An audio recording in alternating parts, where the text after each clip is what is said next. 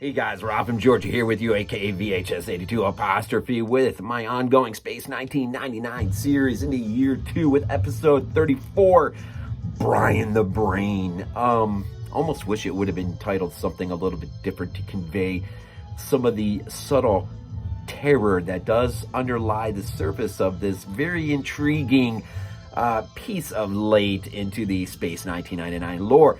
This one actually was quite fun, mostly for what it did not do, or mostly for what it suggested than they were perhaps able to do, and maybe intended to do.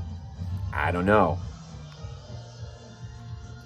But we catch up with Moonbase Alpha. They're wrapping up some sort of computer test when an anomaly hits, and they suddenly feel like the moon base has been drawn into some sort of gravitational pull, and before you know it, a ship registers on their radar screen.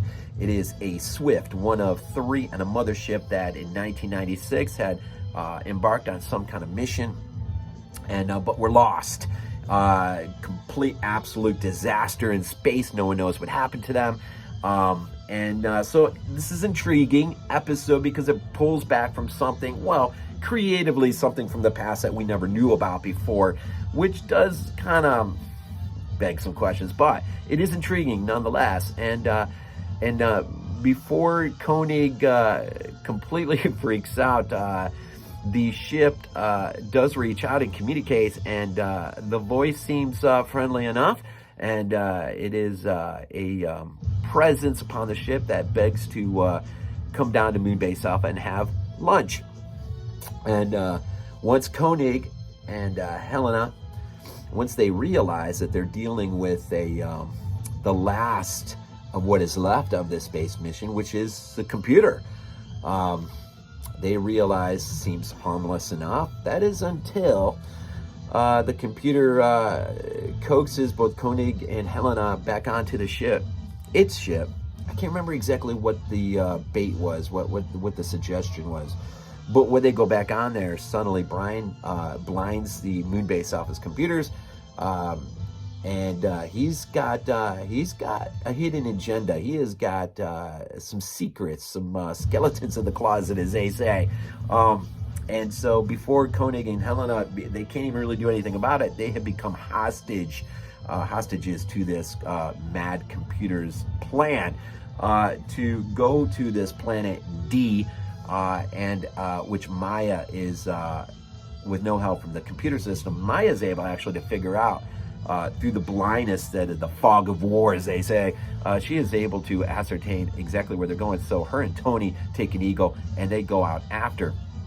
When they get to this planet, this really moody, atmospheric, and the color tone too is really, just think of mustard gas in the trenches of World War I or something, man. This is like,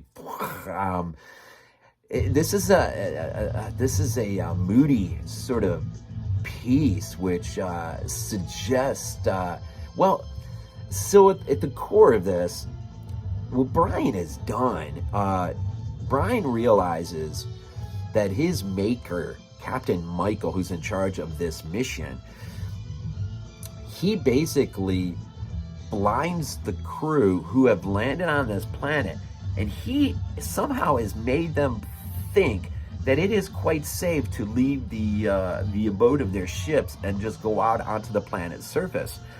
It is not safe, and they all die. The entire crew, including Captain Michael, all because Brian is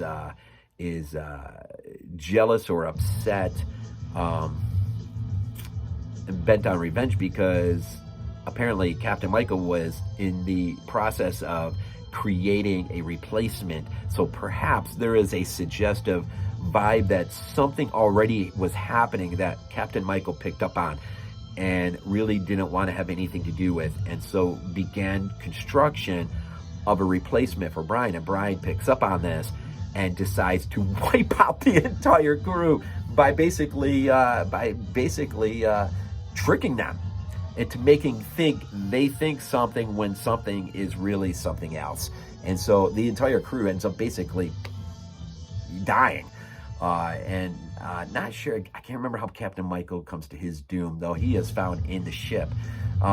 And so this is, like I said, this is and I was just thinking Saturn 3, and a whole ton of other movies that will come after 76 that will employ this sort of computer gone mad. And in this case, the computer, at least initially, the computer's won. It did its thing. It wiped out its entire crew, ended its mission, and the only reason now that it wants to go back to the scene of the crime is to ascertain, which it couldn't on its own, the nuclear fuel on mothership so that it can, in effect, live forever, which it needs Koenig and Helena. And tucked within, buried in this, is an interesting scene involving Brian needing to ascertain whether those two, and we know they do, whether those two love each other. And basically the test is putting both of them in an airlock and depriving them both of air to see which one will hit the button to release what air they have left to the other. Ultimately, in so doing, Brian does figure out that they do in fact love each other, and therefore he can hold one of them hostage and force the other one to do his bidding. And that is an intriguing little plot device there, how it's laid out. Once Koenig is forced out onto the planet's surface, albeit safely, he makes his way and he sees the landscape, man, littered with bodies, and it's really quite a moody piece. And a lot of it is just what's terrifying is imagining this all unfolding and Brian behind it all, and the doom. It's funny, we're doing at Body Bags The End Is Nigh this week, some Lovecraftian cosmic gloom and doom, and really this has a touch of this in here in a way, because little does this, or maybe Captain Michael is up on it a little bit. I mean, this is all part of a sort of a pre-events that we're not really attuned to, right? But these are what some of these episodes do masterfully, as they create the opportunity to imagine really how this unfolded. And it really is quite terrifying when you think about a computer who decides, I don't need you anymore. And it's funny because in the news we have had a few reports of AI pieces of technology that have sort of run amok. Has not the Terminator taught us anything, or any one of these movies? It's amazing that movies will strive so hard to teach and warn, and yet at our own peril we stumble right into the same doom and gloom that we've just entertained ourselves with. We now become a willing participant in, and that's kind of terrifying when you think about it. And so Koenig, he will find Captain Michael. Tony and Maya, unbeknownst to Brian, will catch up with them, and they will rendezvous, unbeknownst to Koenig that this is going to happen. They will meet with Koenig there and devise a plan. And this is maybe to this point, and maybe it'll end up being the most masterful transformational moment for Maya, when they're finally facing off with Brian and basically confronting him on what he has done. Maya transforms herself into a ghostly apparitional Captain Michael, which absolutely terrifies Brian, and he can't get his programmable mind around this thing and this apparition, this ghostly apparition, and basically fries his circuits ultimately in the end, and causes him to crash in the sense of what have I done moment kind of thing.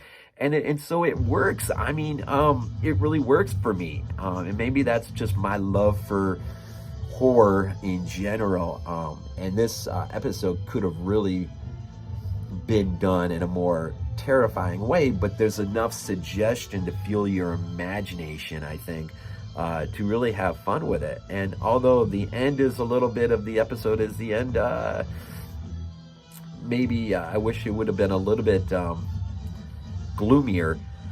I think this would have been an appropriate episode to just end on sort of a real, sort of a gloomy vibe, I guess. Gloomy sort of vibe, right? But you do still have the idea that this computer has wiped out an entire mission, its entire crew, because it doesn't want to be replaced. And so I don't know, man, just the atmosphere of the planet, the aesthetics of it. I found myself really sort of engaged in a way I haven't been in a while with Year 2. And that impressed me. I hope we have a few more like this along the way before we wrap things up. So just a reminder, Shout Factory's put out an incredible box set. 1 minute's out of print. I thought I saw it again. I'm not sure. I should have checked before doing this video. I didn't. And I'm sure there's probably ways these days with streaming and platforming. There's ways of probably doing it. And Kenneth Muir's Exploring Space 1999 is a reference guide. It's pretty awesome too. Keep plugging that thing. I'm not getting anything out of it, but I do think you ought to have it if you're into Space 1999. It's a worthy reference guide for sure. So here in episode 34, a minor monumental achievement in terms of atmosphere and suggestion. And we'll leave it there, I guess. Here and another episode of our continuing voyages of Moonbase Alpha. As always. Next week, the AB Chrysalius. Is that how you say it? AB Chrysalius. Is that up here? Yeah, last one will be our next stop. AB Chrysalius. I think that's how you say it. Anyways, that's our next stop next week. Thanks for tuning in. Thanks for checking me out and the sub. And sub me if you haven't. Comment if you like if you like, please do. And anything can be of help to me. I'm doing it for myself in the end. This is something I wanted to do, but I do appreciate the support in each and every single one of you, and appreciate it. As always, go Bills.